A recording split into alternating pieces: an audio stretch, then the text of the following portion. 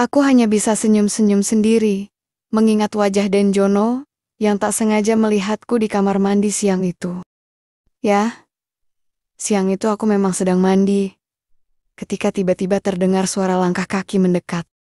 Aku benar-benar tak tahu jika pintu kamar mandi itu masih terbuka, karena sebelumnya aku hanya menutup biasa dan tak menyadari jika pintu itu ternyata rusak. Kebetulan siang itu, seluruh penghuni rumah majikanku sedang pergi. Tak terkecuali dengan Denjono yang tak ada jadwal kuliah dan bersantai di rumah. Dan benar saja, saat aku menoleh, Denjono melongo sebelum akhirnya gelagapan sambil berbalik. Nampak ia ketakutan bercampur panik. Tak kalah kagetnya dengan Denjono, aku pun segera mengambil handwok yang tergantung di tembok. Ada yang bisa saya bantu, Den? Tanyaku padanya. Nggak kok, Mbah. Aku kebetulan lewat mau ambil air di kulkas, katanya. Beralasan. Tentu saja aku paham jika pemuda itu sedang berbohong. Apalagi dari gelagatnya sehari-hari, Denjono memang nampak sering curi-curi pandang, seolah menginginkan hal baik itu padaku. Namun sayangnya, belum sempat bertanya lebih lanjut, pemuda itu justru pergi tanpa mengatakan apapun. Dan, ya, mungkin sejak itulah, entah kenapa aku tambah tertarik untuk menggoda putra majikanku itu. Sebelumnya kenalkan, namaku Sri Wahyuni, biasa dipanggil Mbah Sri. Aku berasal dari Jogja, dan pernah 4 kali menikah, tapi tidak pernah bisa halim. Hal itulah yang mungkin membuat para mantan suamiku meninggalkanku. Di usiaku yang ke-49 tahun, bisa dibilang posturku ideal. Kulitku kuning langsat, dengan tinggi 161 cm. Dan bukannya sombong, banyak pria muda atau duda yang mengatakan, jika aku persis seperti artis lawas Paramita Rusady. Aku bekerja sebagai pembantu rumah tangga di kota Gubeng, Surabaya. Nyonya majikanku juga seorang janda berusia 50 tahunan. Ibu Rizka, namanya. Ia masih bekerja mengelola usaha toko swalayan warisan suaminya. Bu Rizka ini memiliki 3 orang anak, di mana yang pertama bernama Aryati 28 tahun, yang kedua Suryati 25 tahun, dan si bungsu, Jono, 22 tahun. Di antara ketiga anaknya, hanya Jono yang belum menikah dan tinggal di rumah itu. Sementara kakak-kakaknya sudah berkeluarga dan hidup bersama suami mereka. Sehari-hari aku biasanya akan bangun pada jam 4 pagi. Dan sebelum bekerja, pastinya aku sudah mandi, lalu berpakaian rapi. Aku selalu menggunakan rok panjang hingga semata kaki. Hanya saja, pakaianku sedikit wetat, sehingga sedikit menampilkan lika-liku keindahanku. Meski begitu, Bu Rizka majikanku rupanya senang dengan cara berpakaianku itu.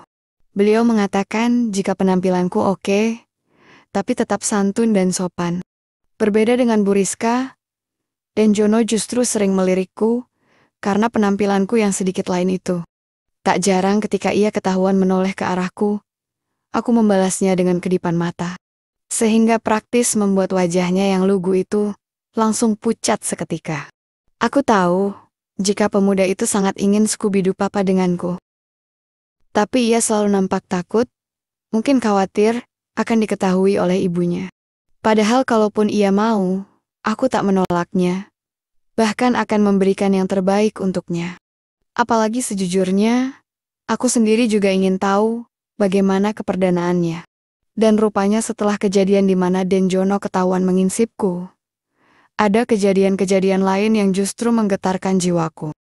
Tepatnya suatu pagi, aku ingat saat itu jam 7, dan Bu Rizka majikanku sudah berangkat kerja. Saat itu hanya ada aku dan Denjono di rumah itu. Denjono belum keluar dari kamar, lantaran menurut Ibu Rizka tadi, putranya itu masuk angin, dan terpaksa tak masuk kuliah. Ibu Rizka juga memintaku, jika nanti aku mengurut putranya itu. Dan sebagai pembantu yang baik, aku pun menyanggupi hal itu. Ya, siapa tahu nanti ada kejadian lain antara aku dan putra majikanku itu. Singkat kata, kira-kira jam 9 pagi, setelah aku selesai beres-beres rumah, aku langsung menuju ke kamar Denjono. Sebelumnya aku sudah berganti baju yang sedikit terbuka. Berharap Denjono akan terpana dengan penampilanku itu. Denjono, permisi Den, panggilku sembari mengetuk pintu. Semula memang tak ada sahutan, tapi setelah aku berkata, maaf Den, tadi ibu pesan, supaya ngerokin Aden. Setelah berkata demikian, pintu kamar itu pun langsung terbuka. Nampak Denjono terbelalak menyambut kedatanganku. Denjono kenapa? Kok bengong gitu? Kataku membuyarkan lamunannya. Enggak kok mbah. Itu mbah. Mbah cantik, katanya sedikit terbata. Sementara aku tersipu mendengar ucapannya. Denjono bisa aja. Tadi kata Nyonya, Denjono masuk angin, apa jadi? Yang mau diurut, tanyaku dengan sedikit manja. Jadi kok mbah? Sahutnya sambil melangkah menuju defense. Entah karena gugup atau apa, tanpa kusuruh pun Denjono segera menyiapkan diri dengan tengurap di divannya. Sambil membantu, kami pun ngobrol ngalor ngidul. Ia menanyakan asal-usul serta kehidupan pribadiku.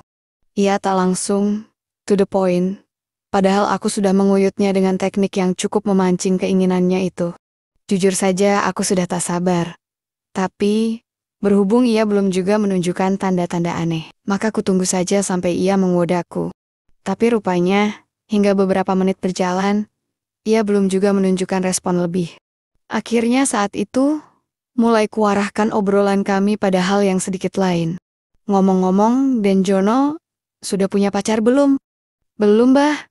Memang kenapa? Jawabnya polos. Wah, berarti belum tahu dong. Bencananya. Mendengar hal itu, Denjono menoleh. Maksudnya, Mbah? Tanyanya, penasaran. Ya, itu loh Den, kataku menggoda sambil tanganku berjalan pada perahu layar itu. Sontak, ia kaget, dan lambat laun, perahu itu pun hormat. Belum juga Mbah, katanya menunduk, agaknya ia pun sudah mengerti kemana arah obrolan itu. Sejenak Denjono terdiam, dan karena aku pun terlanjur bertindak lebih, maka kulanjutkan obrolan itu. Mau nggak, kalau Mbah ajarin? Sontak wajah pemuda itu merah padam dan berubah pucat. Kupikir ia malah takut dengan sikapku itu. Tapi rupanya dugaanku salah. Ia langsung beranjak duduk, lalu berkata, sekarang Mbah.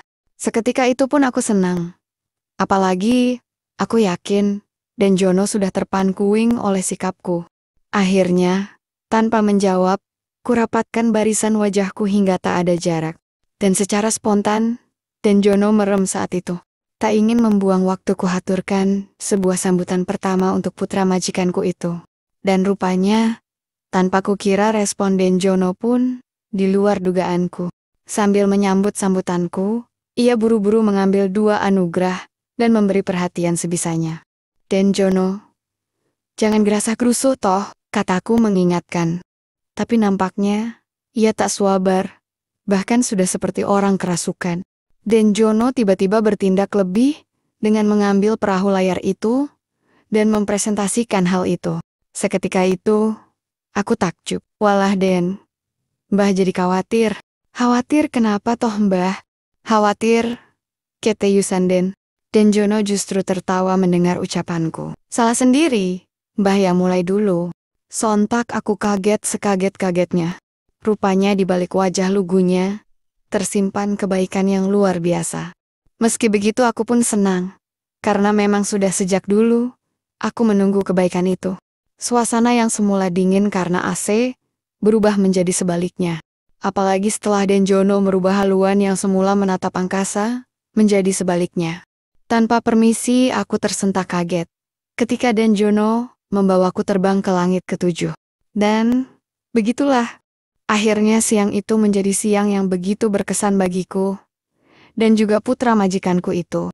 Setelah bosan dengan satu variasi motornya, Denjono pun mencoba variasi motor lainnya.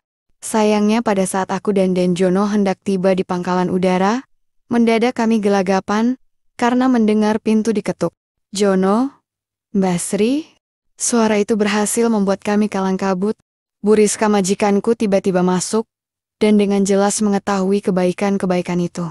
Aku benar-benar tak tahu harus bagaimana menjelaskannya. Beruntung keadaan genting itu segera berakhir. Ketika Denjono berkata, Aku sayang sama Mbah Sri. Mah, Mbah Sri juga sayang sama aku. Mendengar hal itu, Bu Rizka pun terdiam 1000 bahasa. Kukira beliau akan marah, bahkan akan mengusirku.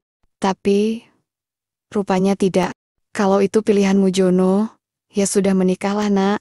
Sungguh aku benar-benar tak percaya dengan jawaban majikanku. Beneran Nyonya?